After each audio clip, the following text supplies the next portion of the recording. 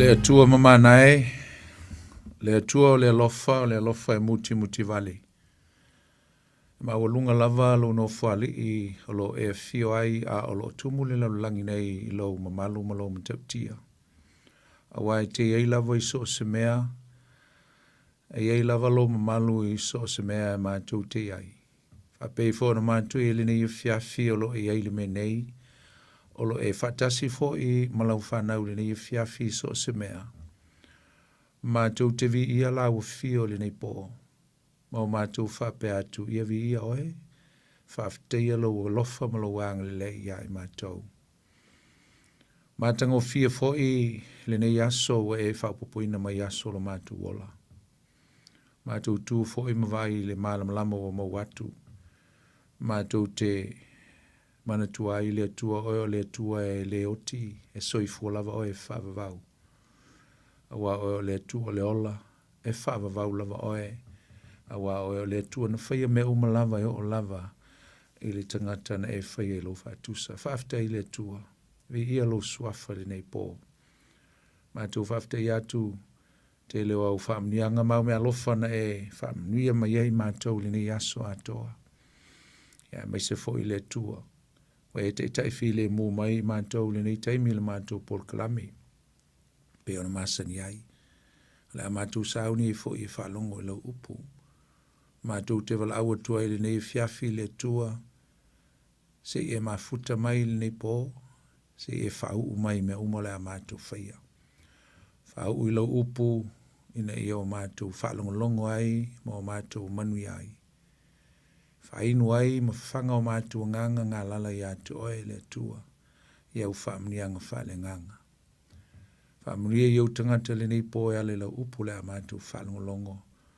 Le tua le a o ina la upu te talo nei po se e fatasi mai ma e whau mai a te au na o sau au na e whatau wa. Ai sau noa e whete lai o nei po I a whailava lea ma whaamnianga mo I mātou au fionga. Au ma fo ngā luenga I a tū maupe I a te o e le vi inga o le whaamanu o le whanitanga. Ai fo I mai le whatau wa le tangata. Ia vi ia o le nei po ma sa umalo mātou ola. Lo mātou te talo atu ala ia Yesu lo mātou li, lo mātou whaola. Amen. Ia e whatalo whatfo nei fiafi sa moe lau whaafunga. Anga ma lo le soifua maua, ma lo le langi maina. E le nei foi taimi o tātou au lia mai manuia le nganga o le atua. Fia lau foi e whaafelo ai ma whatalo whatu ia le silasi o si o tātou tunu sa moa, le tunu pele. E tupu foi mai e o si o tātua tunu. Ia o lau whainga luenga pa ia le tua. Mautou fali tua e le ngata fui lea. O le maave ese o Samoa.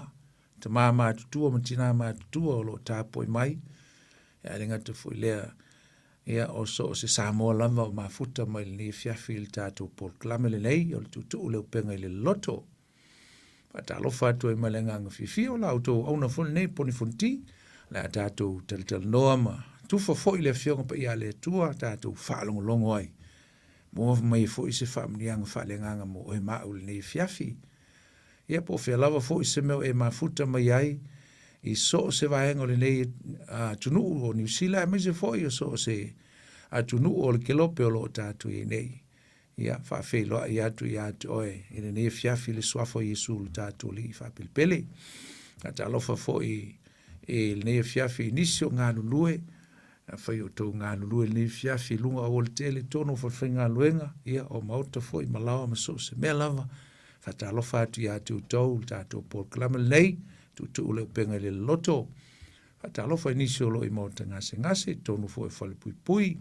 Ia o tonu fo mauta malawa lo tapo I mai ail tātou tunu whata alofa I atu oe le fiafi pe a whai o ki mai lau le tio ia po o e mai mo mai fo I le tātou ala ata le fiafi whata alofa atu I atu oe le fiafi le nganga fia ma le nganga wha alo ia whata alofa fo I nisio lo o hasia si mai fo I tonu le nei aitere o kilani I whaalawi fo I a mese fo I ia o maftanga whaala ainga ia o e kalesia mso se mafuanga ua sia mai fo ni ai tele o kilani fata lofa atu ia te utou le nei fiafi fata lofa faptoa ia inisio le umlanga mai le lo i Master 10 ia na malanga mai ia ona o le fa moi fo o le fa nau sa matu yai i le astonai ia congratulations for ile new wed couple ile sunga ia tafinga ia fa pe fo ia hope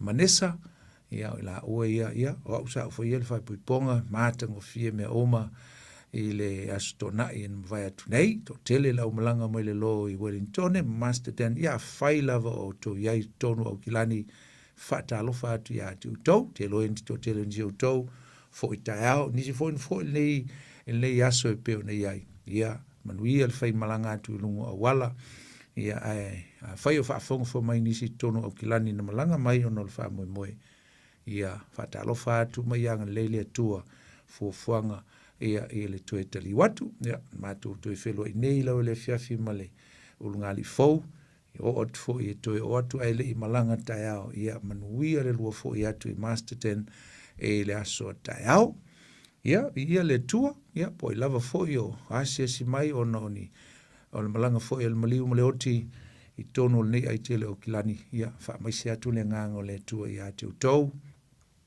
ona ua toi sea fo nisi sa pele e le soifo nei mai se maftanga lofa le tua fa mafan faneina o to elo na nganga pa ia fa nui mai le tua le nei po fa talofa fo sunga ya sau malo sau le malang munuia ia le o toi tali mai munuia malanga sau malanga toi fo isa mo ia vi le tua ia o toi fe lo munuia le nei fo fiafi ia le tua ia o le tato mta upu masani e pe on tau so atu le tatou ta upu tusi le evangelia Mateo lea o lo tatou iai le vaenga mulmuri ia po le conclusion ia po le whaumaina e whai ala sina ume le conclusion ia peo fon taua na lava le mta upu e lusuma le lima ia vaenga e lima fo ie o vaenga vaevaina i meo narratives ia mo meo discourses a Yesu na tautalai na vai le ia Mateo ni vaenga se lima ia po le tino fo le nao lana tusi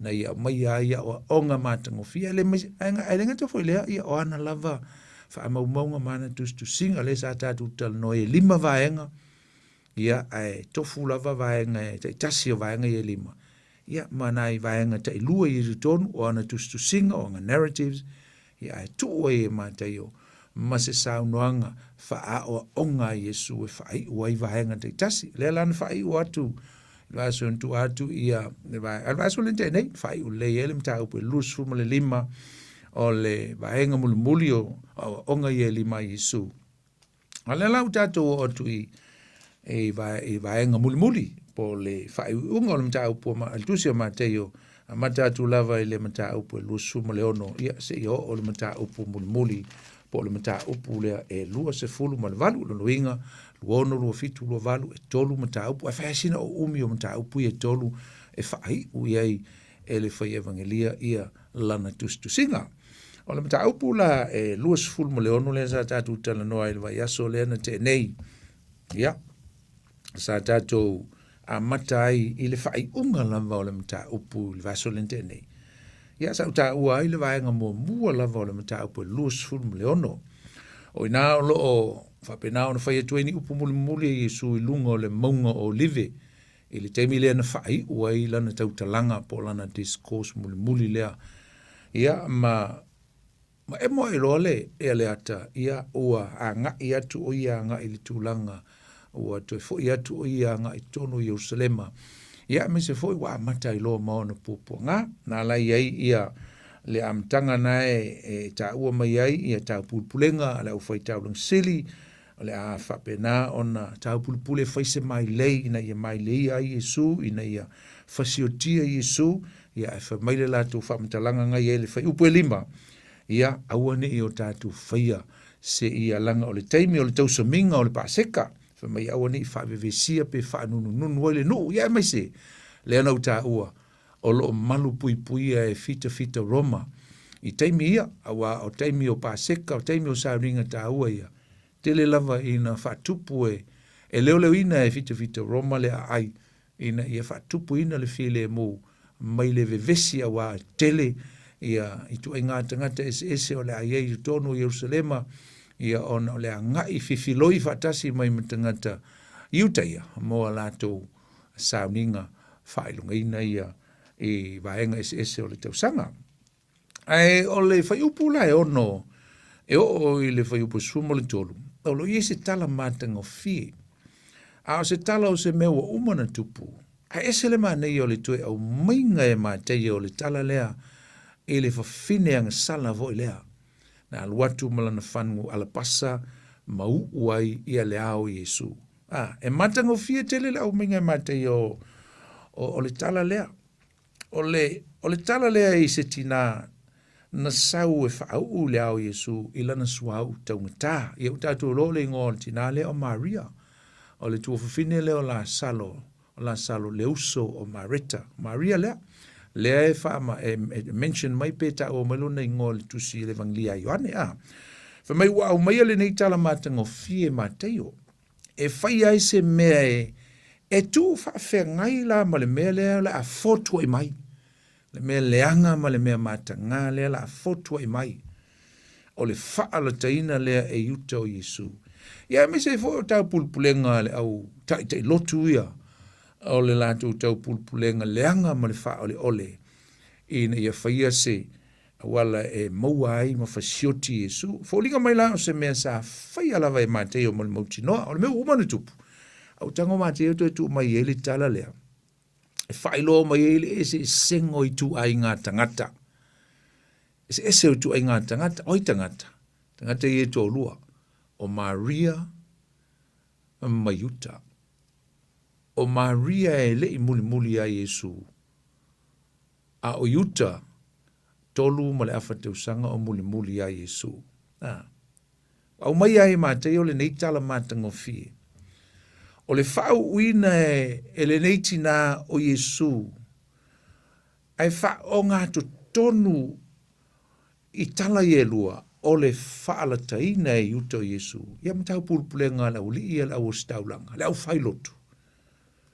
O le alato tau mwhaina i whasioti Yesu. Whai upula e ono lo whai tau whapea. La whai tau ina whai upu ono ngai la whamai. Sai peta ania Yesu i le whale o Simona le pela. Tau rio le o Simona le pela. Ia e o le tau mai i o le pela. Awa umana wha malo lo Yesu. Wa malo lo. Me fwele na lai o nei vala wina Yesu e whaise la whainga ai lona whale esa. Wa malo lo. Wa male o whai upu e fitu. Ona sa waile ia te ia o le whawhine ia Yesu le. Ma le whangu ala pasa. O ye le swau manongi tau tele, o le lingi ai le, na lingi ai le ilo nao, a o te oto ia tau mafa. O ilo e ono so o na ti ngai leo o la tu loto, o la tu whapeane, sa le me o wha ma o mau ai le mea. O ana wha tau ina swau manongi pa o tele so na tau, e fo ina tu e tangata mativa, o whai atu Yesu, whape atu ia te la tau, sa le me o tu wha lave ai le whawhine, o le mele nei o na whaia ia tau nei. Aua tau tēnā, aua tau tēnā nofo pēr matangata mātativa au nei. Sa tau tēnā nofo pēr mau. Aua o le lingi e ia le nei suau manongi i lo tino e whai matai muanga o lo tanunga. E moni o te whaitu atu tau. Ono uma i le lo langi e tala ina atu e le nei tala lei e tā uai le mea ua whai e le nei whawhine e wha manatu ai ia teia. A si whai tau lalo whai pua sumal wha. Ma sumal fa, walu wane ai o le tasi o le tō se fulu ma le tō lua e ingo i ai uta le se kara. I le au whai taulanga siri, ua whape atu, sa le mea tū te o mai e ia te au. O te whaala tei nai o ia ia te o tō. Na lantu a wane ai le ia te i o tupe tolu nga fulu. Talu ai le aso ua lama lama e uta, se tu aso e whaingo fi ai o na whaala teina Yesu. Ia, lea na o tau, de tangata lea o Simona lea na alu e Yesu whaile whainga ai. Ai, alua tua ile whawhine, o le whawhine nei, male suau u tau ngata. O le nei suau u e whape o le tau sanga a tolo na tau. It worth a wages for 1 year, a whole year. Le tau ngata suau le, ia, tau la le tau sanga a toa. Ai, e whai asi, e whai ala sina te le o le tau pe a whali liu tupe, ia le tau o le suau u lea na aluatu ma le whawhine lea. A o le mefo lea na avatu e uta ufa ma o le whangu ala pasa. O le whangu ala pasa o se mea matuai, ta au o tele, e tau ngata, o se ipu e whaatava wha, ale e whaatava wha, e wha la poto poto, ai whaia i le maa taua. Na o mea taua e whaapitoa e wha ngā hina ai, ia le whangu lea, me le tau le whangu ala pasa. A o le nei fo i la whangu ala pasa, o lo au vatu ai tu tonu o le whangu taua lea. Ia le suahu u manongi lea o le suahu taunta, le na ufai atu, e pēa mari tausanga antoa. Ia le tupe maua i le taunga tā tele o le suahu lea. Ua i loa le manatu o so o Yesu le na taua. E whai mai ua mai maule nei suahu taunta. A o lo ta ua fo i se tasio evangelia. Le evangelia ma ai fo i a Ioane. O lo ta ua ai. O le li leo o iuta le se karana ia a vatua le manatu le ai le maa u mau o le suau le aisa. Na paua leo le meo lai pupu i ele maa fau o iuta. Ngā mea tau tupe. Fa mai mau. Mai mau le suau taunta. Ana ave wha tau. Fa ngua mau mali tupe leo le tongi o le tangata i le tausanga atoa. E ave maa tangata maa ditiva. Ma neia tele le manatu. Ma neia le manatu. Me foi lenga lango atu e isi so wana agree atu e isi so. E tu sa male manatu le se ova tu le lingi o masa le suau. Al suau taunta. Manatu le o le aulia. Ua mau suau ana ave. Ai mai e fa nga de tau e fo ai atu matanga tamaditiva. Ai na fa sa o ina atu Yesu le manatu le on so. E winga i se mele lei ua whaia e le whawhine nei o Maria ia te ia. Sa whai etu Yesu ia i lato. O le mele ua whaia e Maria, o se mea e whaailoa ai lo naava, her respect. And not only that, her love and compassion for me. O lo na lofa wha maoni ia tau. Sa whai atu fo i Yesu ia i lato. Le whai ua suma le lua. Ua sao nia le nei mea. Ua whaia le nei whawhine. E whai lea ma. Whaatai muanga o lo tanunga. Ea matau lia fo i la. A wifo i lalo le. A o le i tu ua le tino le tangata e tanu. E le tu whai uteia. E u. A umani na yaso. Ia una toiolo tangata e toi u. Ya mese lava pe a whai e le tuina i lalo. So inga tanu whapo meleng tanu e Yesu na tu tonu ole ana. Tu tonu ole kei, ole loa. Ole mela lewa mai Yesu. Ole mele no whai e lewa fine lea. E le ngata ua whai e whai mawhata i muanga. A ua i e whai e foi o se tūlanga e ole tū maleanga whai uteia. E uai o ia e tu sai. Ma vai le aso momua, po le aso pe tai pe o le mele no atu e whawhine, e a whawhine e tolua. E le tai ao le na tu e tua Yesu. Wa uma le aso lon tolu, wa oma le sua ua fio e ua le tino Yesu. Ai atu wale ai Yesu. Wale ai Yesu male tuunga mau. O le mele na tupu, e whaatau nu ina haini me se lua momua. E manatua ai e so o Yesu o le maliu o lo lātou matai. Lua, e whailoa atu ai, e le mana o mia se whauina o le tino Yesu, pe a mai alo na maliu. Aisea, ona ua sila fia le lei lava Yesu, na Yesu alanda sila fia le mea tupu. E le umi ona iai o ia le tuunga mau. Ai tu, o lona winga, e whailoa mai ai, e iai le wha moe i le lumanai. E ui o le a maliu o ia. Ai e iai le wha moe e toe soi fua mai o ia. O le asa mea tātou te o ina mai i le tala le momua. Awane i pei tātou o so o Yesu le pupu o lātou loto i mea o le lalolangi. Ai whaangalo ai le mea te tau na whai e vatu ai le winga o le wha alo ma fai loa tua ile nganga o le lofa moni a Yesu, ai le ngatelia, e vi ia ai ma faa manuina ai ia Yesu, a o iai fatasi mai lātou. Ma nei ala manatu, e watu i tangata mātitiva, se mele leitele. Ai awane a vea se isi lava mea se tasi ma awala, e ave e se ina ai lo tātou loto vii ma lea loto tā puai, e faa a to ina lea mo lea tua e to tasi. Ia mana tua e sili atu Yesu nei lo mea oma e o ai tangata mātitiva. E sili o ia ngai lo o la tātou ministry ma tātou ngā luenga. Sili o ia i mea oma. E sili atu o ia nei lo le avatuina o lana tala lei i e le i whaalongo iai. Ia fōa ina whaatau langa ai le na o le fōa i o mea tele, o le sina mea tāua. E le na o le fōa e tusa po le tele o tātou mea fōa i le tua. Ai a le fōa ina whaatau langa. O le a le maua i se vi ingo le tua. O le a na o na fōa i. Ai le o fōa i whaatau langa ina.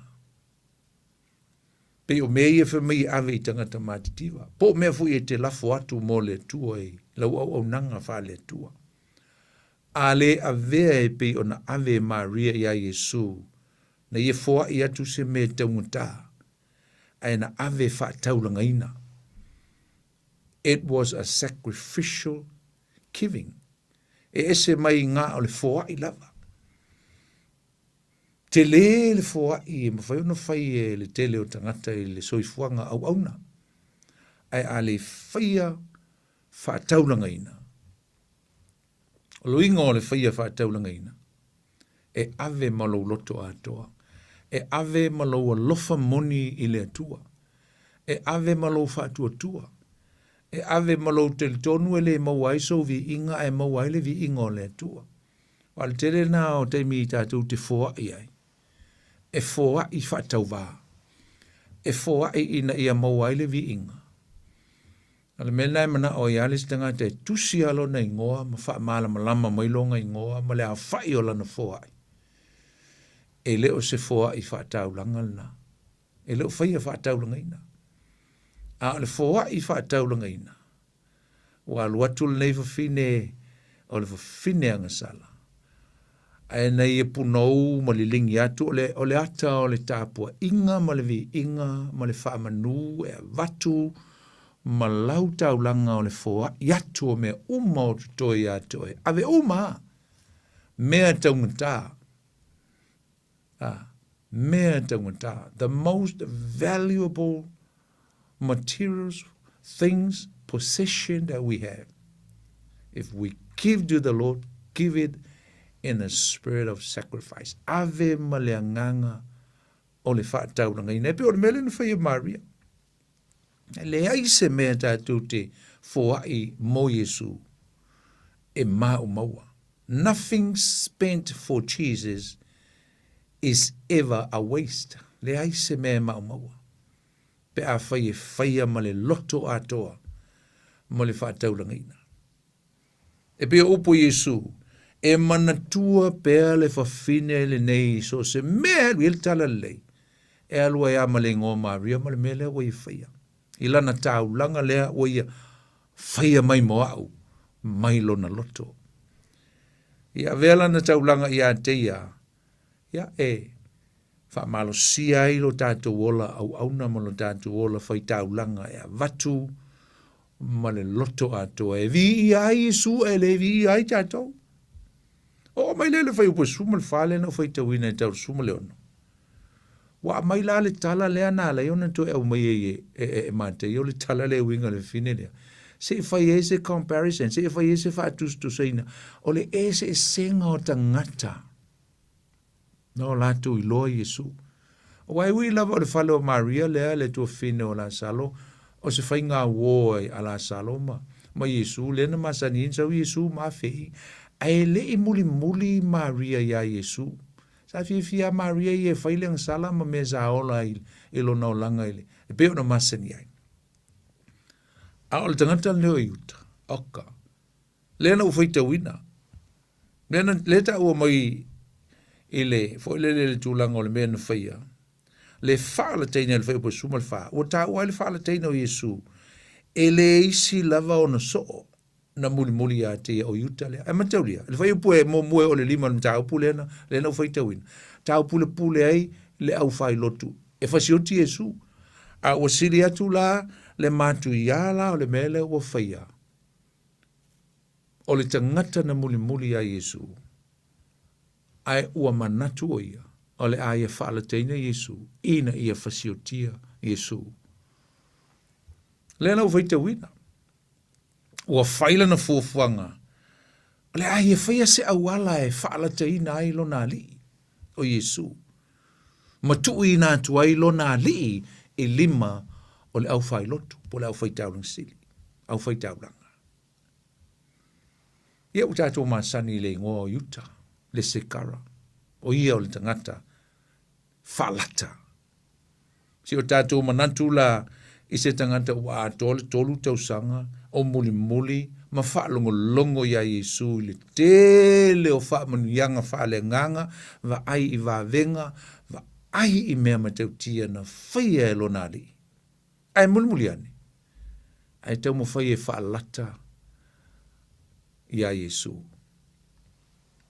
Na fili Yesu la ule ia. E la vea i mayuta le sekara. Na fili.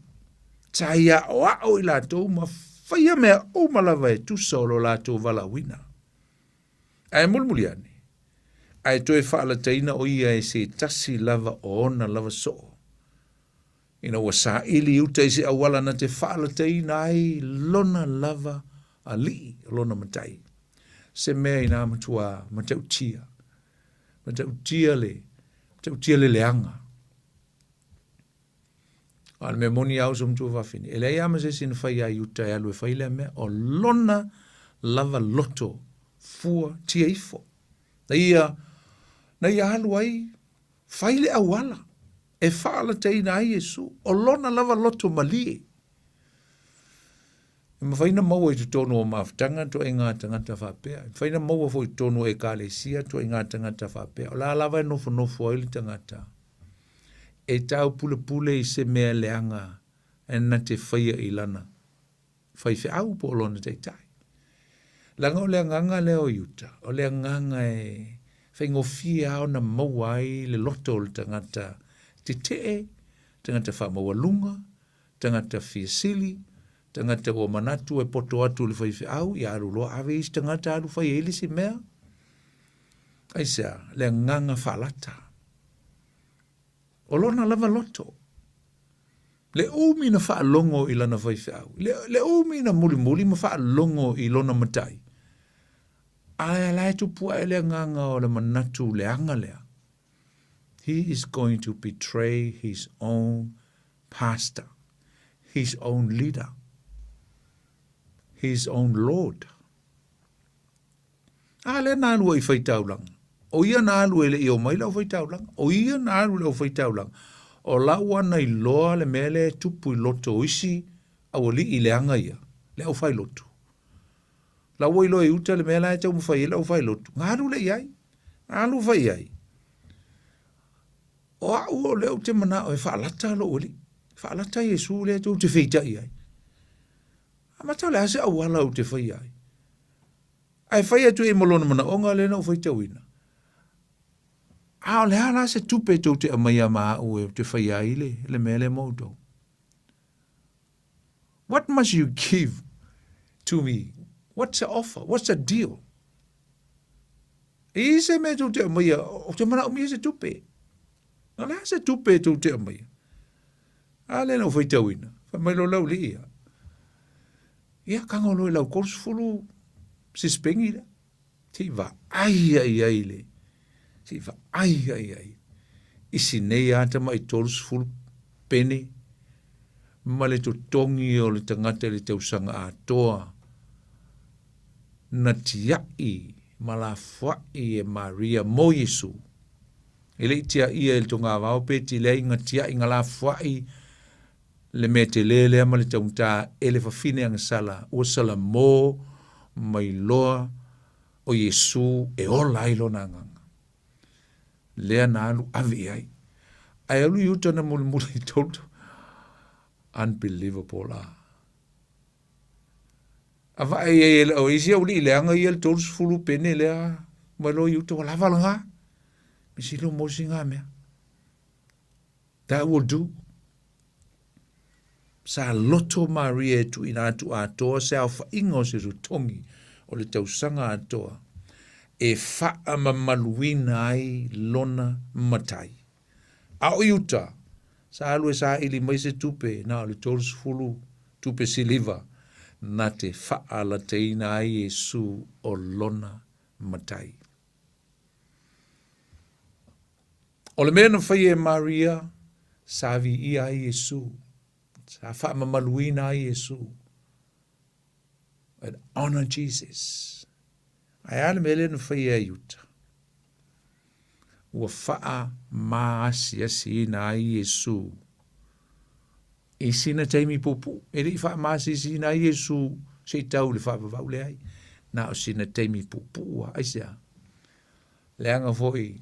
Na tau le mea na mana o ye iuta ma le au lii leanga i le au whailotu. Aia na toi tū manu malo Yesu. Ma vea ai o ia. O le ua manu malo i le oti ma le tuunga mau. Lea se oa onga mo tātou. E mese lava. Tātou tangata o le kalesia Yesu Kiriso. A vea o e maa. A vea tātou e pei o le nganga o Maria. E wani a vea tātou e pei o le nganga o le tamaleanga lea. Sa ili tātou sa ili ina ia. Faini mea e vi ia ai ma faa ma maluina Yesu i mea le lei tātou te whaia.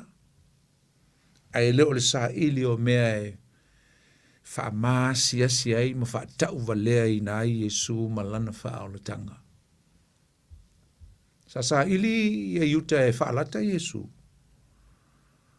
Ai na tupu ai lona to i lalo mata ngā ma lona pau. That was his downfall. Fai upos folu ma le iwa usum to va fine. Fai upos suma le fitu o suma le iwa. O le usa uni le paseka. Tau lio le antatu ta ua mai e le amtanga lava o le mtau pe lus fulu. Lus fulu ma le ono. Fa mai e whamtalanga ngai ai. Fa mai ua toe lua so o le paseka. Ia afua la iai.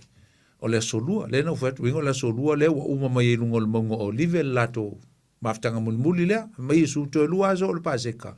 Wa lata o utaimi. Wa lata aso. O tuinatua ia ui o popua ngā. A fōringa mai la. O lea ua o le stofi. Wa umala aso i e lua. Aso lua. A lea la ua o le stofi. Le stofi la lea o le iei le fai upu le sfulma le fitu e o le sfulma le iwa. Le na tutupu uma ia mea ia i le tae au le stofi le la o le stofi mai lo Yesu. Wa te tau ono to o e sauni se me fai ai ia le tātou paseka. E po sfulma le fitu na mai. O le mua i aso le areto e le fa feteina. Wo mai ai le au so ia Yesu. Fa pe mai atia. Po fea le mea e te fina ngalo ai. Ma tau te sauni ai le tau. E te tau mafa ai le paseka. Ona whapea tua ile o ia, ina o tu ia ile ai, ile tas tangata. Ma whai atu ia te ia, o whai mai lea o ua lata o waso. Ma tu te whai hele pāseka, ma o so o i lo fale. Ona whai a lea, e ona so o, e pei ona whetala i atu ai, Yesu ia i lato. Tatou loa, usum tu a whene le teimi tonu, o nei mea uma, o teimi ua, tāpena pena ai usa uni le pāseka, e whamanatu ai ia, ia ni sauninga se lua, o sauninga i e lua, o le whalawa e le whaafeteina. E o whaatasi a ma le teimi o le pāseka.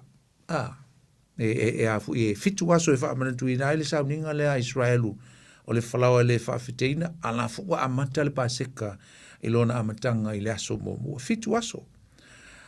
Sa whaatali Yesu, fuelele, na whaatasi Yesu ma ono so o mo le lato mea ai i le aso mo mua o le whalawa e le whawhiteina.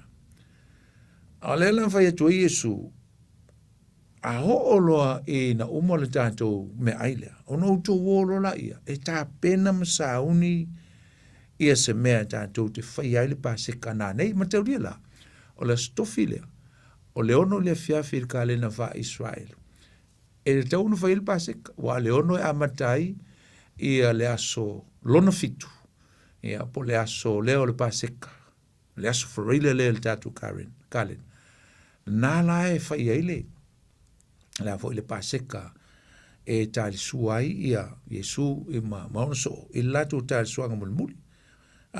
O le whai upula suma leiva, e au mai eise mea tāhua, lena o whai tawina, o le whaatonu atu e Yesu ona so wha mai ona whaia lea e so e pei ona whaatonu atu e Yesu. Aisa, le ue leo leia e so Yesu, ua o i le aso e afo e whaasa taurina ai pe maliu ailu lato li whaolo Yesu Kiriso. Ale ta ua mo le whaiupule no whai tauina o whaiatu o i o waso.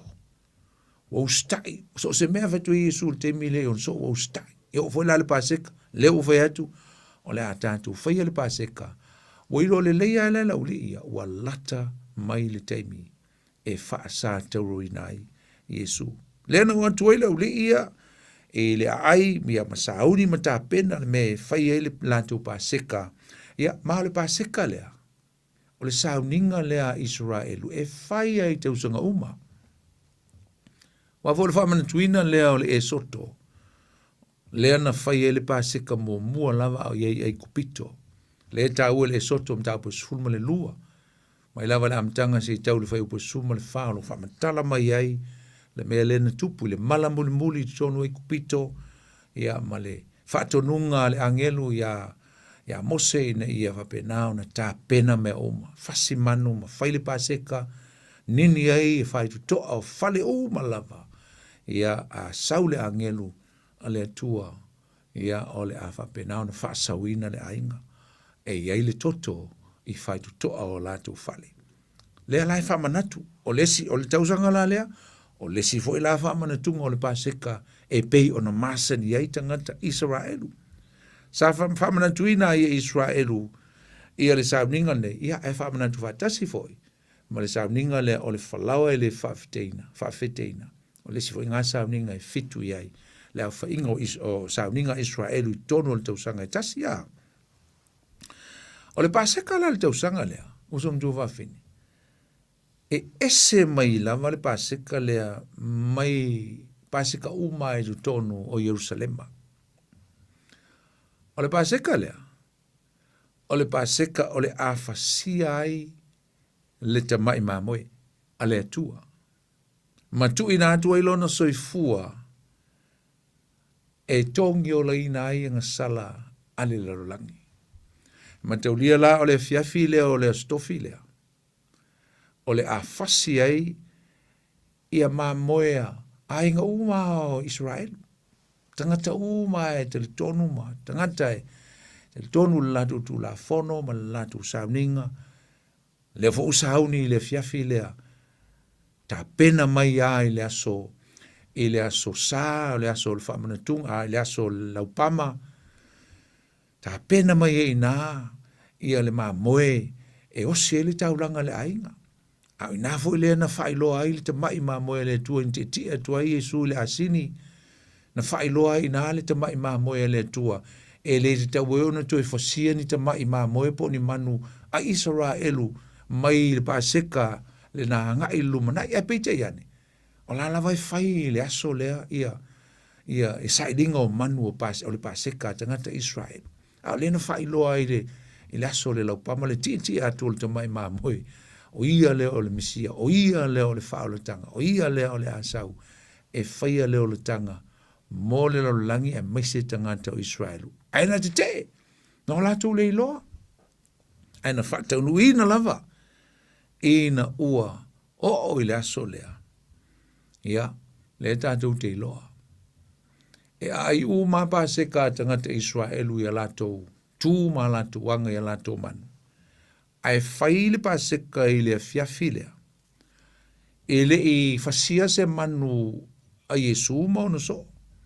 Ai na fai i le falaoa ma le waina I lunga o le laulau na lātou ai mo lātou Ia, masalo o le e tāua te le paseka lea awa fo le o tātou lo, le utau mwhai Yesu, e whaai loa atu I ono so. O le paseka lea o le alatou whaia. O lea o le a whai wana o se mea e whaai loa atu ai ai lātou. Le mea moni o le a tupu I le lumanai. Le mea moni o le a tupu I le lumanai. O le whaasa te roina leo Yesu.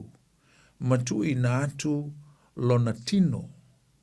Ina ia whaamomomoina I lungo le sa tauro. Ai lenga te foilea o lona toto o le amalingi e whai matongiola o le tangata angsala. Whai po suma le valuwa mai Yesu ua lata o waso. Sa whai atu Yesu I le tele o teimi nei upu I ono so o I le tusi le nei mātai o e whapea. E le I o mailo o teimi. Tau tala Yesu I upu na I le tele o teimi le tusi mātai o. E le I o mailo o teimi. A o lea lai le whai po suma le valu. O sa unoa atu a Yesu ua o mailo o teimi. A o le teimi tonu lea o lo sa uni ai u teia. Mo le wha manatuina o le paseka. Whai upo e lua se fulu e o lua suma lima. O le taimi a e le I wha ala teina Yesu. Wai loa ua lata mai le wha ala teina o Yesu a ua uma ona fiso ta I uta I le au whaita au langa. Pēla tau te tutongina o ia ai alu e wha lata Yesu mo I la tau. Wa uma ona whaile mali lenga. O mga whaile diola a yuta. Ma lau le ia. Tau whaita wina le whai upo e lua se fulu. Whamai. Ua o I lea fiafi. Ua taa oto ai lea o ia e tau. Mawhawhatasi malito sfulu malito lua. O loo la tu ai ona feta le atu ai lea o ia. E moni o te whai atu I ate o tau. E whaala te ina au. E so o tau. Ona la tu matuati ngā e lea. O la tu te itasi ma whai mai ate. Leli ie o au ea. Ona tali atu ai lea o ia o whape atu. O lefu fui whaatasi lona lima malou I le tānoa o ia lea na te whaala te ina au. E alu lava le atali o le tangata e pe o na tūsia I a te ia. A o le tangata na te whaala te ina le atali o le tangata o I tālo whai a te ia. E le lei le tangata, e lea tangata pe ana le whanau mai o ia. O na tali mai ai lea o yuta le whaalata I a te ia. O whape mai rapi o awea. O whetele I atu o ia I a te ia. O le nā lava. Mai le tala, wala tu ta o to whaatasi mai Yesu e ai, pe ono whaita wina. A whamai au ai la tau e whetele atu Yesu, e moni o te whaitu atu tau, e whaala te ina hau e so o tau. Ia, na matua whaate ia le mawhtanga I upu ia Yesu, na ele whai upu e lusu ma le lua. Whamai wa mtuati ngā lava I la tau. Ia, o le lopo ai le, whisisili atu, o ea Yesu. Ai nā o yuta lava sa iei loa ina. Le mea lea e sa unua atua Yesu. Ai sa. Wafu wa uma ona whai e lana fuafuanga ma le au tai lotu. Maua lana seleni. Lea o le a ia whaatino ina le whaala teino Yesu. Walata lata lava lai le teimi e whaala teina Yesu. Ia matu lai ai o ia I ona whaamisinonga uma lava I lumo pi lato. Ma o le a tau e mua fo ia o le a o. Pupua ngā le sasa, ma o le a whaasata ruina fo o ia mama liwai. Ai o se tala na matua whaave vesi e te le mahu faula au so, lea na sao noa atua Yesu, wa wale mau tonu I la tau. Ai na tu ina atu e Yesu le nei whamatalanga, ai to e sao noa atua I upu ia peo no whaitawina, a o le fui whaatasi, lona lima mau le pesini, o ia lava lea na te whaala taina. Ia, ma te uria lao lea nganu uvai ute ia. E ai mo meo pesini, e latu tango I tutonu, au mai, le mea ai. E tu mei tutonu o pesini. E latu altangata tango ilana. Piki mailana areto, piki mailana. Pala ale me piki mai tonu. O le la e whai tu Yesu, o le tangata e tu whatasi o maa lima le temi o te tango o le tono le pesi. O ia lana. Poi lusu ma le lima. Sa fe sili atu i uta i a te ia. Rapi, o hau ea. Na wale wala au i uta i a Yesu. Wale whai ngoi na i uta Yesu e peona maseni ai. Olona li. Ai leo wha mai olona polon whai ao. Na i lo le i uta o ia leo le a whala teine Yesu. Ai na ia le mana o e te utino atu. Ai na ia wha alo solo na wha mtalanga. Wai lo mai ai i le vaenga lea peon tatu whaita wina tatu wha longo i ai. Le tua Yesu sum tu va fine. I lona sila fia ina o mea oma.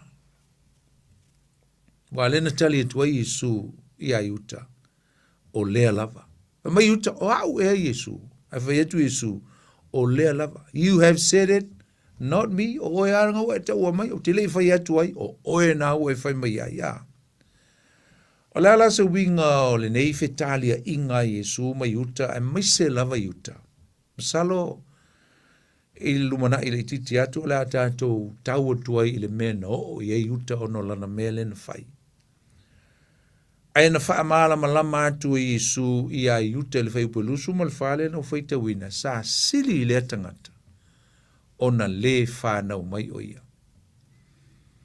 Sa sili fo i le atangata wha mai o le atangata sa sili pe ana no noa se maolo lo na ua e wha maa ngoto o ia i le sami. Ai sa e ola o ia ai ua malaia o ia. La mateo lusu ma le ono, lono fai ue lusu ma le ono, o le tosu ma le lima. Le la ua fai ei le wha manatunga. Me an tatu ta ua le wha manatunga an le la, a le tatu tal noa mai fai upu ia. A le la tatu o saoa le ta hua o le wha manatunga ma le tino ma le toto Yesu.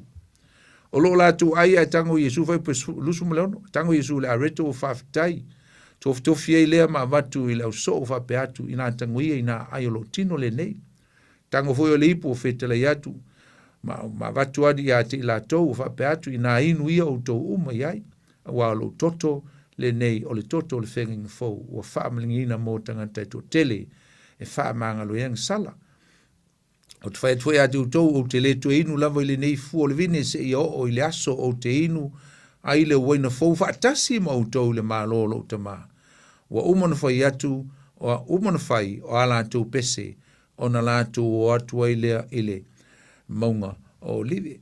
Ia, manatua o le ai lava Yesu le tal suanga o le pasika. Whai latu pasika ile fiafilia.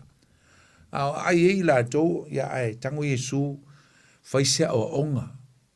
O atua no so o i mea ni mea tāua winga ile a reto ma le waina lea.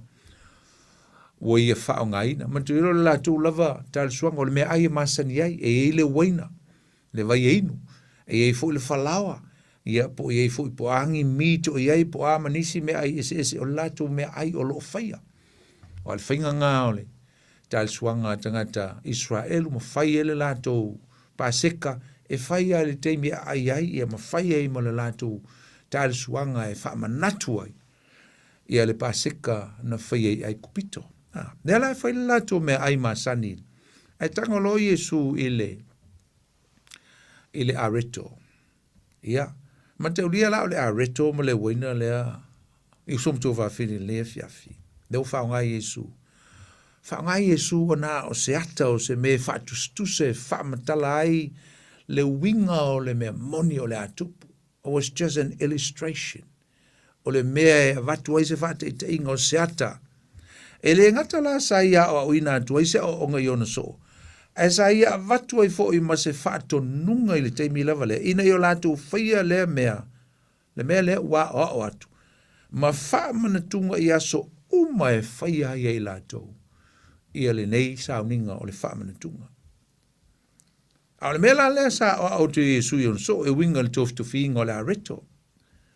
E whai loa atu ai.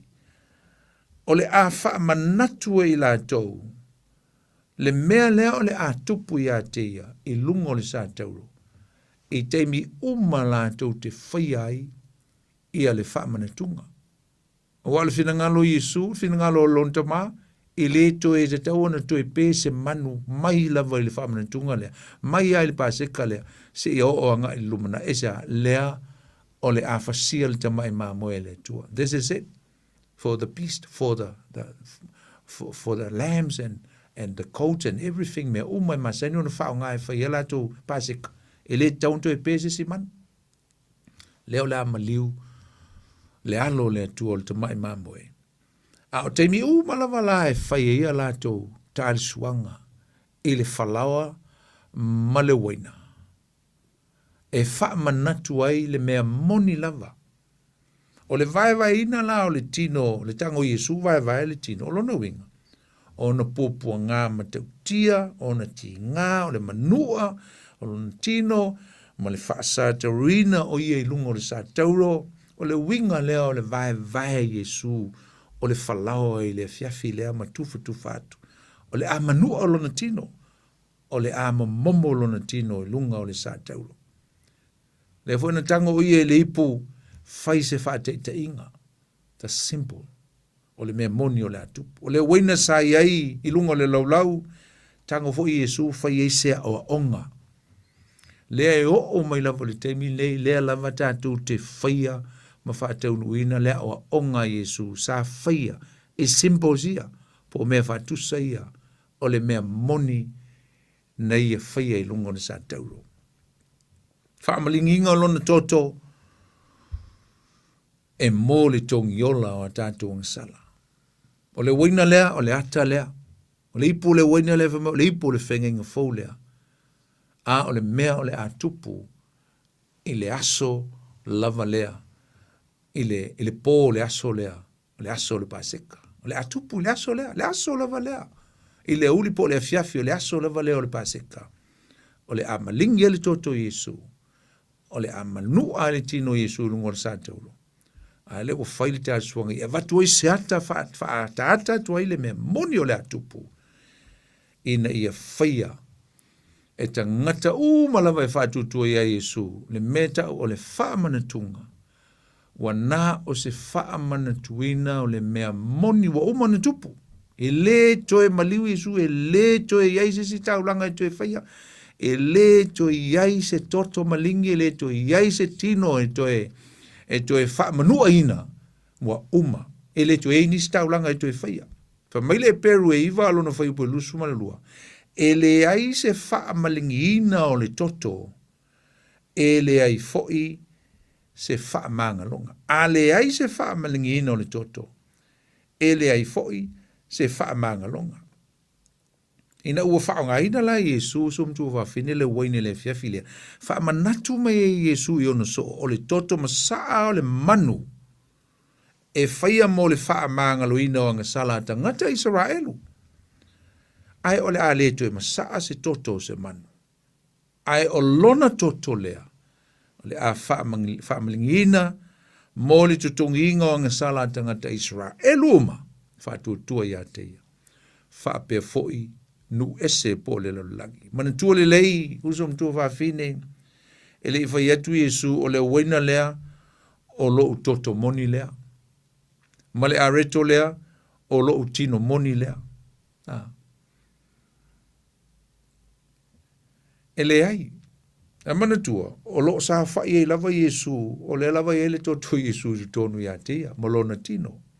E na whao ngai Yesu mea. O mea e whai ma whaatusa. A la lava ele, la lava e ola Yesu. A oni mea e whaatusa. O loo iai lava o ia. O lona tino, ma lona toto, e lei whaataunuina mea ia e whai e Yesu. Wana o se ata whaatusa usum tua whine. O le mea o le atupu ia teia. E isi vaenga o le tuspa ia e whaamatala mai e tātou wha mai Yesu. O le vai o le ola. O le tamai māmoe le tua. Isi fo i mea le, tu se whaalinga o lofa mai o le leona, Yesu o le leona le tu aingo iuta. Ea matau leo Yesu e leo se meola, e leo se manu. Ai wana o ni ata whaatustusa. O whaupunga o mea e whaatusa e whaatatau i a Yesu monia. O lona i tu ainga, e sau mai le tu ainga o sa iuta. e whapena fu i le vai o lola, o ia e saua i le vai manui ai o tātou tangata.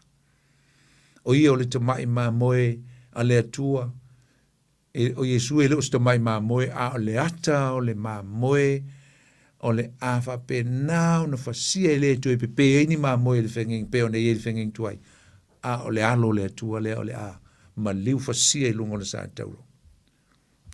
Usom tua whawhini. Ia, tātou te talia la le whamanatunga i le taimile nei tātou te whaia i. Talia le te tonu ma le whātua tua. Ua whaia lea e Yesu le tau. O mana whaia Yesu le tau langa. Whaamanga luina ia tātou ang sala maha. E peo na whamanatuina tangata Israel le mea sa tupu e kupito. E whapena fo na tātou whamanatuina le mea na whaia Yesu i lunga o Kalavaria. Mō se tongi ola mō tātou ang sala. Le whaaolotanga lana. Ele o toe whamanatuina, ele whamanatuina tātou, whapenga fo Israel, ele tau no lātou toe whamanatuina, pe ana whapea e mālama lama, i perofetanga mawalo anga, a lātou lava perofeta, ele meo le a whaia Yesu, mō i lātou, ele tau na toe pe ni manu, aisa fulfill, whatau nuina ia Yesu, nei mea umalava, ele tau na toe pe ni manu, aisa, o lea ua sauni ia Yesu, le wha o le tanga, mō i tātou. Whai upo e tolu suma le tasi, whai atu e Yesu i le taimi o le atu la fo i nai o ia, e ona so. Tau tino atu e Yesu o ia, o le a teia o ia. Ai o le a ta ape ai, ia au li uma ia na mulmuri a teia. O le whaatanu ina na walo anga al profeta o Sakalia, ele mta upo suma tolu whai upo e fitu. O le a teia leo mamoe. I ona tāpe ape ailea o le lafu mamoe. Peteru lava sa malosi lana tau tino e le whawhiti a Yesu. Ma le tō tele fo ia o le ausi, o le aulia o le auso o Yesu. La tau tinonga e muli a Yesu. Solo mua ia Peteru le tau tinonga lea. E le whawhiti. E ai se teimi e na te whawhiti a Yesu e o lava i ona poponga. E whetu Yesu. E ele te me te whawhitia ia au Peteru. A o le vivini moa i te me o poponga. Tua lata mai ale te me te whawhitia ia au. Aisea, o le fiafi lava, o le aso tofi lava lea. O le amino le aso whareile lea. Na whawhitia i Peteru e Yesu. Te me fo ina pu e Yesu, te me fo nana ta ape ele o le ia. Ai lua ni mea tātou te wawaianga i tātou te au ina mai i pe a tātou wawai le tāhua o le whamantunga. Tātou tele tala noa le titi pe i le tāhua tele o le whamantunga usum tō wawhine. O le whamantunga. E toi whatepa i tātou i tua. Te biuma tātou te whaia le whamantunga. E toi whatepa i tātou i tua. We have to look back. We have to look back. E te taun tātou tepa i tua. E mana tuai mea na whaia Yesu mo i tātou. Wha manatu mai e tātou le ngā luenga mai ana whaia Yesu. Wha mai Yesu, i autou whaia le nei mea ma wha manatunga i a te luenga. Tātou te whaia ai manatu ai le mea na whaia Yesu. E te tau. O tātou tepa i tua ma manatua le mea na whaia Yesu mo i tātou. To remember him. Wha mai Yesu, do this. In memories of me. Whaia le nei mea e manatua iau. O la mea tātou te manatua e winga ia Yesu. Tau lio le whalaoa le wha manatu mea i tātou le tino Yesu na momo i lungo na sa tauro. A le wina e wha manatu mea i tātou le toto Yesu na malingi mo i tātou, ma tātou ang sala. Tātou te manatua ai mea na o ia Yesu, o lona whaala teina. O lona pueina, o na whamasinonga, mo na popua ngā. Tau a veina o lona sa tauru, ai maise o lona maliu lunga o le sa tauru e Kalavaria. Tātou te manatua ai, e te tau aona o tātou manatua, alanga a tātou le manatua ina. Ia o le a whaifua lava ai le, tātou whatepa tātou le tāua o le mena whaia Yesu mo i tātou. Usum tu whawhine, a tātou ta lia le wha manatunga so se temi, tātou te toe manatua ai, lona maliu, ma lona toe tū manu malo, pe a tātou toe tepa i le temi, na whai ai nei mea uma i Yesu, tātou te le iai a o le whātua tua, tātou te manatua nei mea uma na whai alo tātou le i moi tātou. Whai upo e luasfu malvalu wha mai Yesu o le whea ngai ngā whaule nei, i lo lava toto.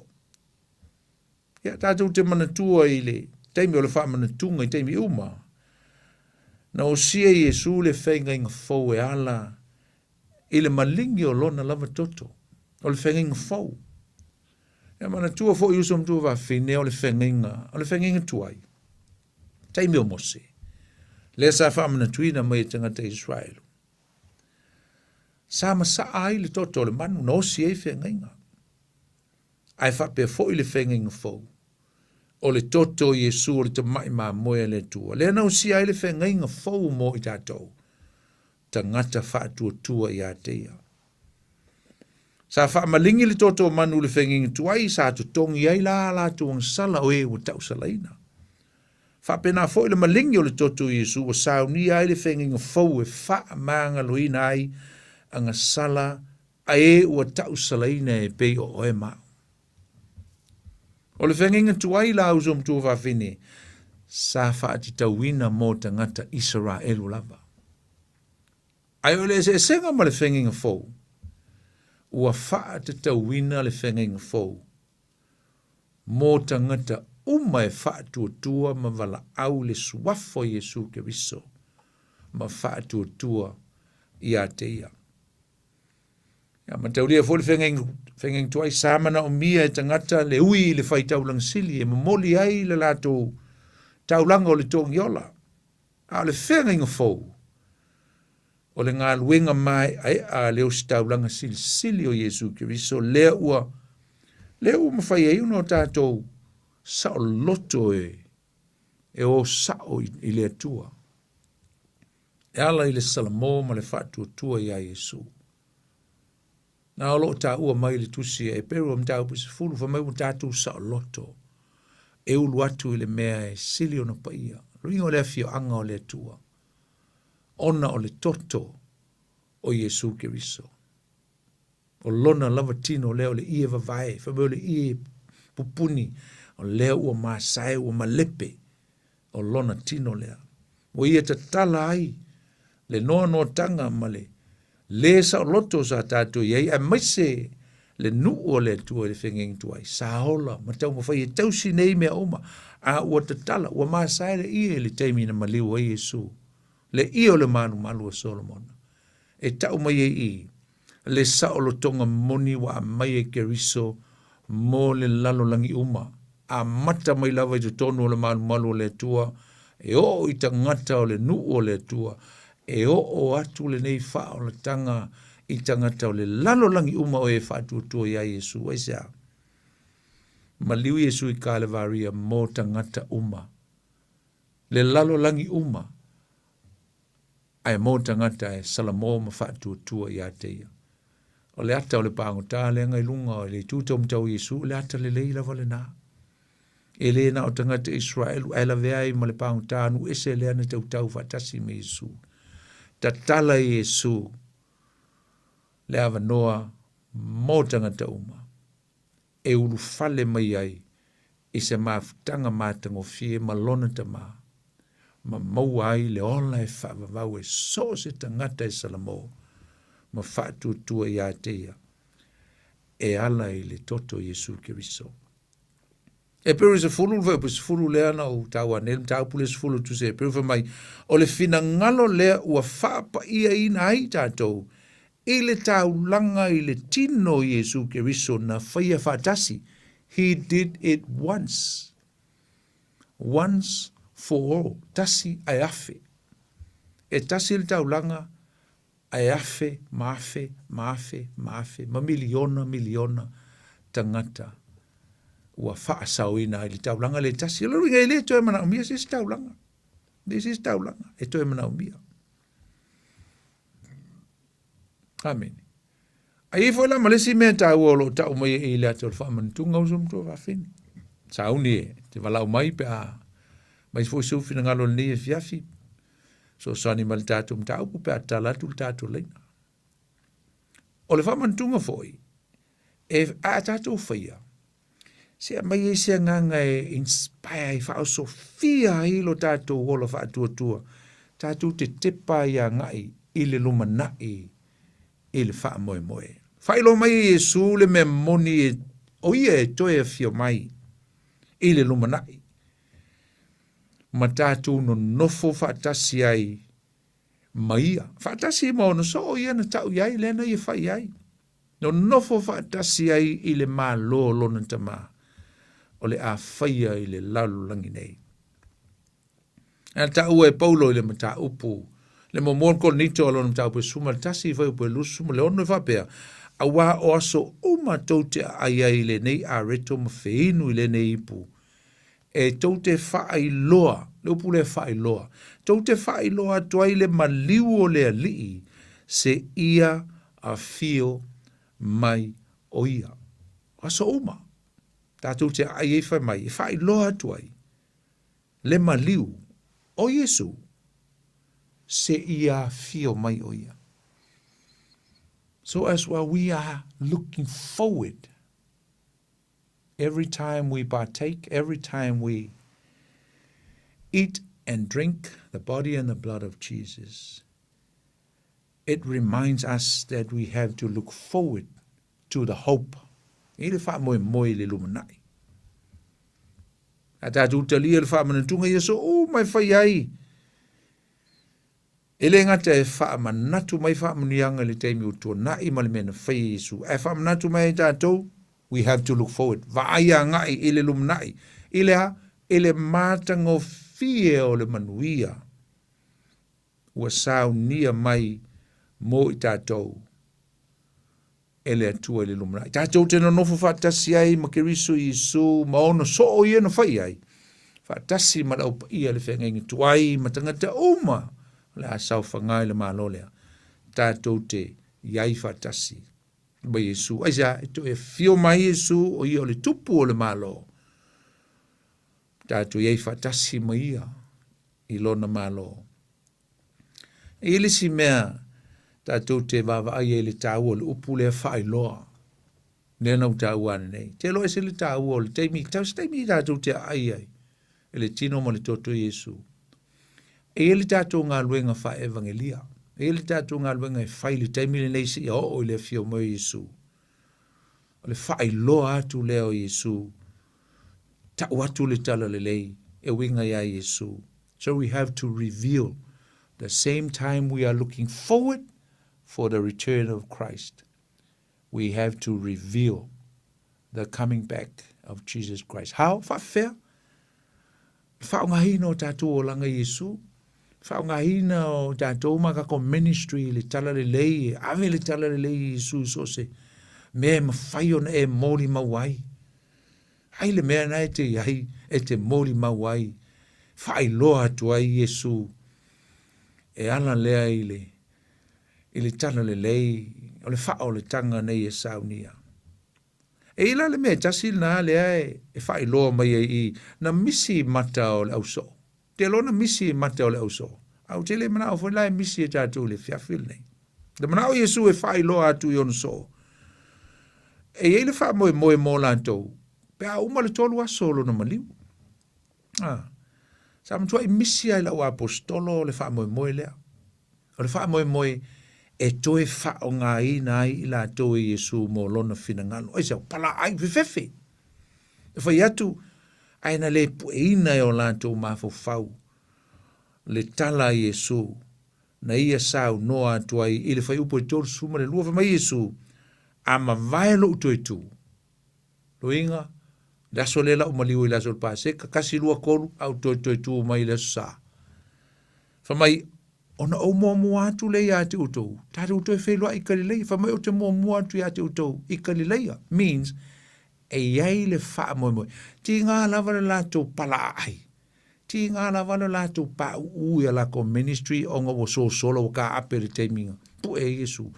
tinga lava le toi fo I tua ona wa la fo Yesu ai ole ato ngo po Yesu tinga lava le fail tinga lava la to vai vainga even though that they had so many weaknesses throughout the ministry with Jesus and mana lava Yesu e toi vala awina I lanto toi fitawi kalilaya aisa ele oti e pe Yesu e mana o Yesu e tau tu el fe au e o e fai lo atu o ia fa yetu Yesu yo no so e winga e lona toi tu mai pe ama vai aso e tolu ai foringa mai le ai ma sa man tua I le ilo le mana malama ai no so le me o le atupu man tua foi e ui sa to tele la to sa fafti Yesu ma tu la foi pe no tawa e mana o Yesu e to revive to e faunga to e fai loa lo la to lo leanga le lei e fa mangalo ai la to ia lo sa to valau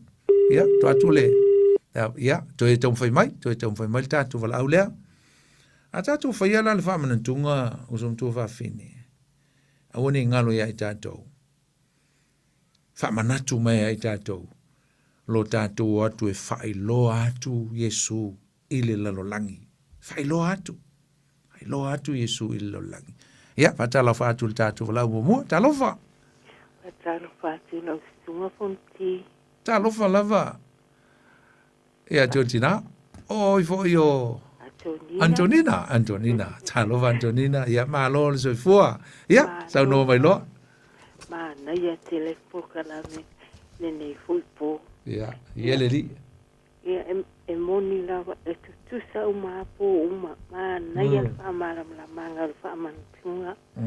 Mala le fuilo mi tina tu sol fa mala manga vi ia le tua fa tai tele la vela sunga mo fa mala manga nei tu siga to ma tai yo mala mai no fa longo tu kala me foi de ato ina le fa mai e o fa longo le ma wol fesili al tangata ai te u fa mala mai le to ina e pe o se tangata e whaangota.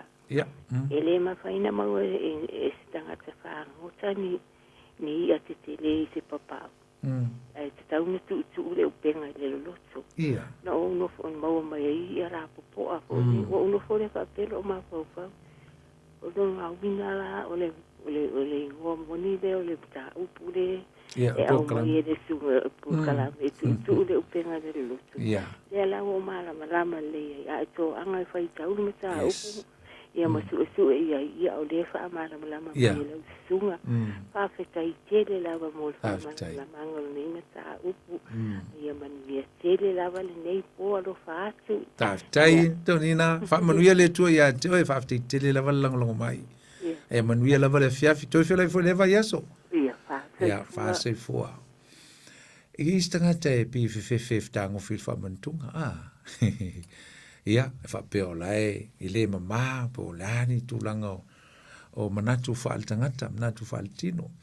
Mana ia o le upu o se tasi o skola na o fai tausana. Tu se fa pelan fa mtalanga. If you don't fit for Holy Communion, as well you don't fit for everlasting life. Fabel tala talea, mana ia. A fai te loa e le fitawi o e mo le whamanatunga. O lona winga, e le fitawi fo le langi mo e. Ia, o le stangat. O la e whakari se I mama. La e whakari se I ato toa. O na whatoa tali e leo le whamanatunga. O isi fo I tangat. Se pi e fefe. Pe pau le mengi o le whamanatunga ia I la tau. Yes, e tā ua tele le whamanatunga. Ai awane ngalo e tātou. Wa uma na whaia Yesu le whamanatunga. Wa uma I lunga o Kalvaria. Le whamanatunga. Uma. O wale mea tātou le whai. O le whamanatu. Wa eisi tangata e. E fo isi whalongo fo isi whapea. E matua I whaasa lava le lepe. Lau e ma. Ia, mo kula fongo lava ngā. Before kako ngofo mfa pa le fengole a tu o tuanga el tulanga o la o langa fa lenga oka te le o tusi lima la po te whai ti o le, a le māneia, simple, ai i loa le au tu moni lava o le whamanatunga. E le whapea o le pea papai umala au kou whamankunga ma malu ai pe. Ia, e le lei alwhai whare lei, māneia, ko nginga es. E a fo i tautu o le whamantunga ma, whapea fo le whai whamantunga.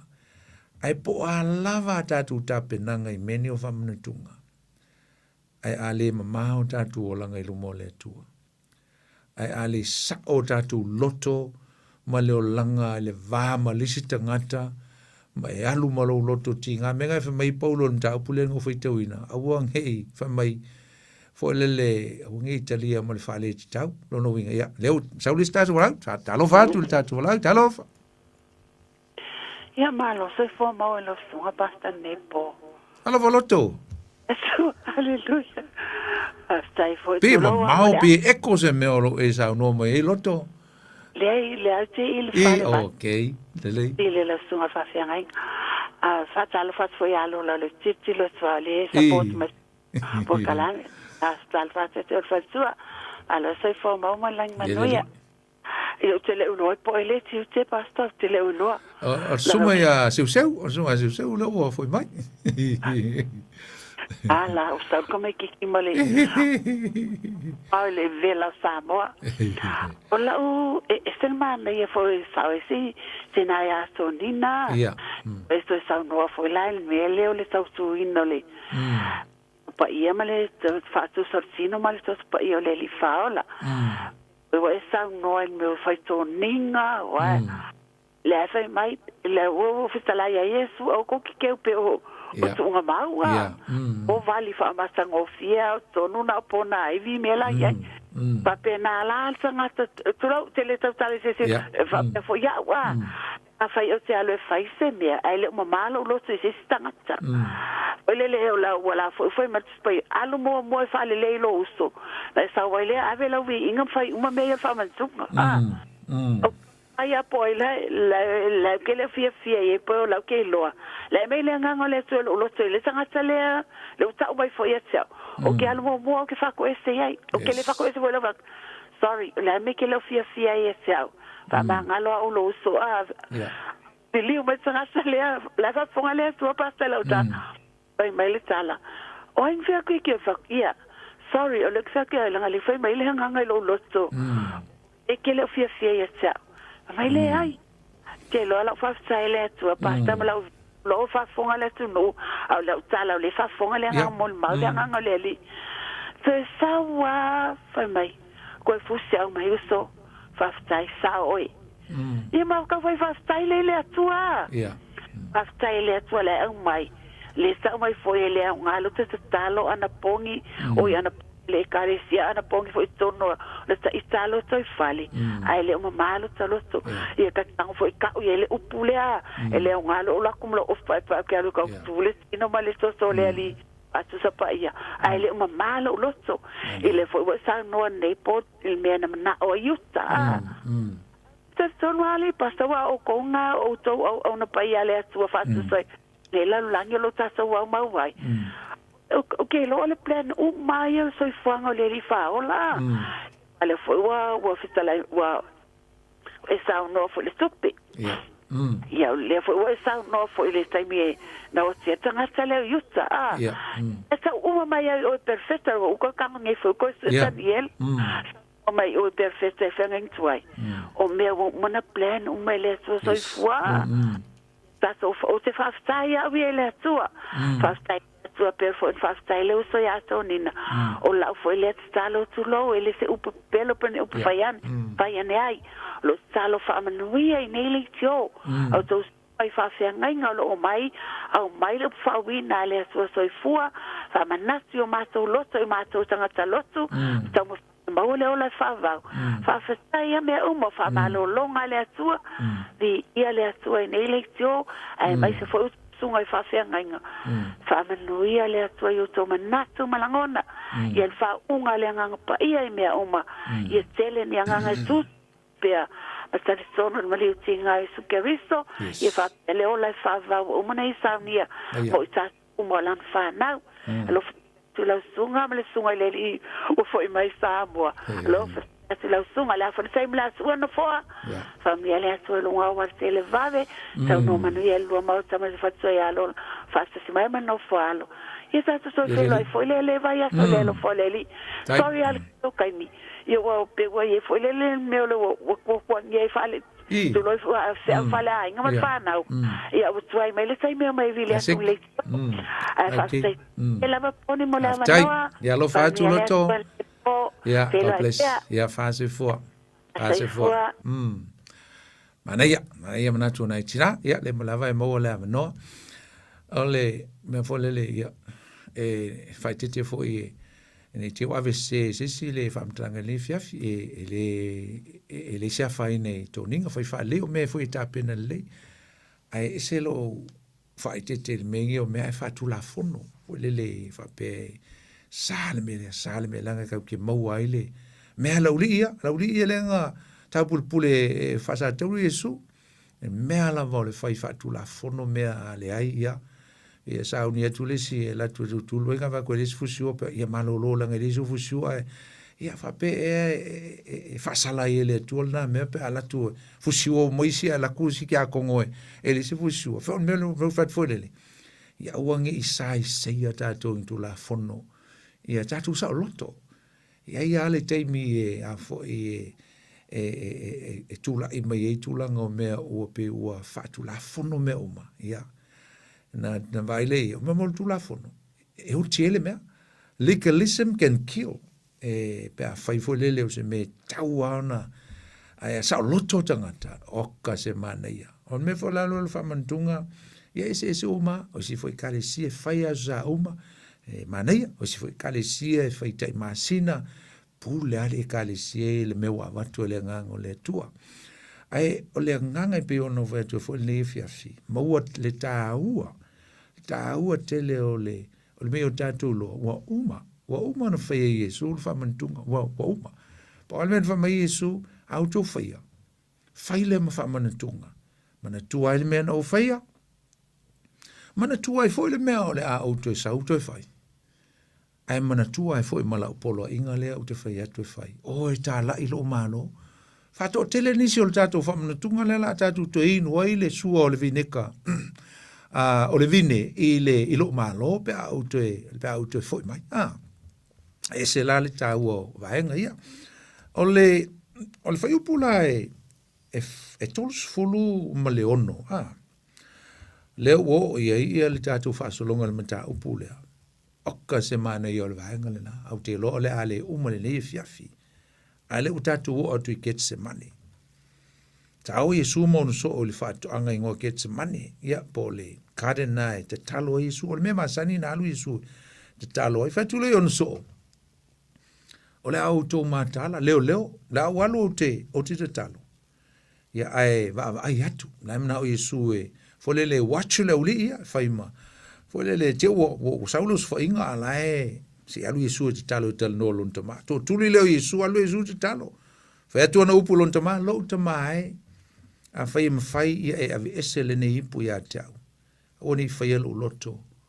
e fai lo finangalo i tatu te lo ai sa ia Yesu i lona i tu moni ai le tino na o le fefe na o lona mafatia te ule mawhai o na ave Yesu le avenga o lona sauni atu mai upu ave esele ne ipu lo ringo whai asi mafatia ave mai upu Yesu awane i whai alu loto e whai lu finangalo ia ai le liu mai Yesu e siaki an tamai ana no foi watch ma leo wa momoe onto foi atu leo Yesu se matala ma vavai to e lulo Yesu to te talo fa lua fa atu Yesu lon tama o tamae ale ma fai lava ona ave ese o le ne ipu mai a tau se ia o winway ia fai a lava lo finangalo na ia ina il tato mta upu ia to li liu mo foi ia o to mo foi le kalesia langa lava le kalesia so le mata mo le fia fo te talo so le ia na tu pele Yesu ai to foi te talo fa tolu le a Yesu o mo talo fa tolu Yesu to foi mai loa ia ma fa fangu lono so mai fa tu lo yai so le tu ia tato wo wala ta lata mai o e whaala teina. Let's go. My time is here, is near. Wo o mailo taimi. Yeah. Tātou loa le whaingtā te leole. O ia taimi na Yesu tātou li I whaolo Yesu ili whātoanga. E Getsemane. Le luluti o na pua ngā mo na whaingtā mo na tinga. Ai toa aia se au so o whatamala. Wa ana o mai ale os whainga yuta whalata ma le au li ale au os taulanga ma le solo tele lea no mai e po Yesu. Ai mai ala mo moele ka le zia o mai au li e pingil whaiwhau. Oka le leang. O ia mai se au onga tau mo tātou. Ka le sia mātala. Ainga mātala. Mana o miel tutu whatasi. Ngā lulue whatasi mo mana onga. Ave le tua. Ho le tua. Ho il tamai mana onga I me mana o mia.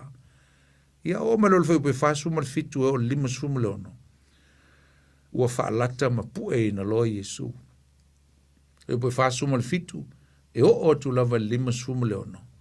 Ia mai e folo tel tonunga. O le ata atia le vaenga lea. Si o tatu a matai. E le vaiaso lea. Ona e tāhua. Te le vaenga lea. Mania o onga foi o la tatu maua mai e le vaenga lea. E le teimi na whaalata nai ma pue nai loa. E le isi lava so na muli a Yesu o yuta le sikara.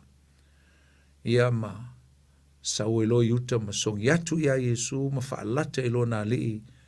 Ia ma o mai e lo le solote le alea no mai o pelu o la au e le longo mai e vo e mangisi mangi maa tasi a ia le tangata le o mai e watu. Wana o lo tatu o lii whaola o Yesu Keriso. Ina ia pue atu loa ma watu o ia e whailo na whamisinonga. Pe moni tu a inga ia wa watu. Ai whaitaunge inga ia tu a inga ngai e whamai. O whamai o ia o lea tua. Wa upuleanga I le malu malu. Ia ma mea uma o tu a ina pe pelo a Yesu. Inei tu a inga uma. A lela ave ma pue atu o ia. Ave luma o le au sanitarini po tangata. Tai ma to e ina e to fitsu fulu la tu te whaia whai unga tangata I utaia. Ia ma wha solo to I loa lo tātua li I whaolo Yesu I ona wha masinonga mo na pōpua ngā. Ia, tātua to e tala noa e fo I lele vai Yesu fau I le tātua mta upu ai mo le atu le whaafte tele ni e fiafi. Ia la whais tātua te talo ia ona wha umai leo le tātua mta upu. Ia oelo mātou tua mātou whaafte iatu. Ia te oe ono leifo I fiafi. Ne ia wano mātungo fie. Ia ua mātou tala noa ai. Ma o ina la ua fionga pa ia. Mātou mata upu e peo na masang. Ia ile tua. Ua esi le fia. Mea umalava e peo na mātou. Whaia le ne fiafi. Tau ne ianga le leile nganga o la ua fio. Ia o ina pea I mātou. Ma ia wha malama ma whai loa. Ma ia loa nganga pa ia I mātou. Mea umalava. E te tau ana o ia ilo mātou loa. A o ina I mātou. E o mātou loa le tāua tele, le tua o le whenginga whauna e o sia ma e whai o le tongi ola mo I mātou. Ua umauna e saunia e lunga o le sātauro, I kāle varia. A o lo mātou whai a pēa ma wha manatu le tua, yaso uma mātou te whai ai le wha manatunga. Ua nā o na wha manatu I le waina, ma le whalawa o mea e wha pēna au nei loa ai, e whaai loa ai ma tino mai ai le tua le mea moni wa uma ona e whaia I lunga o le sa tauro mo I mātou.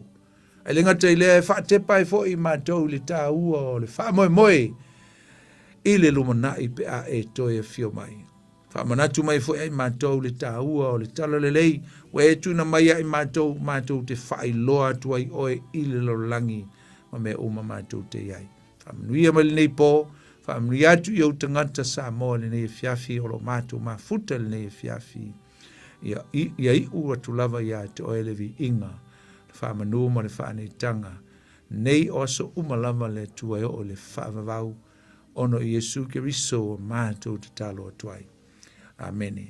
Ia, sa moa le tātou Paul Krame fo la le fiafi o tutu le upenga ni loto. Ele whaamai o la tātou toi whi. Loi ma futa foi ele asonga fuel vai as fo pe aulia tu solo masama losi ia nei fiafi ala auto o la nei poni fonti ia fa so fu ia mo nei po Whaamanuia le tuka ples.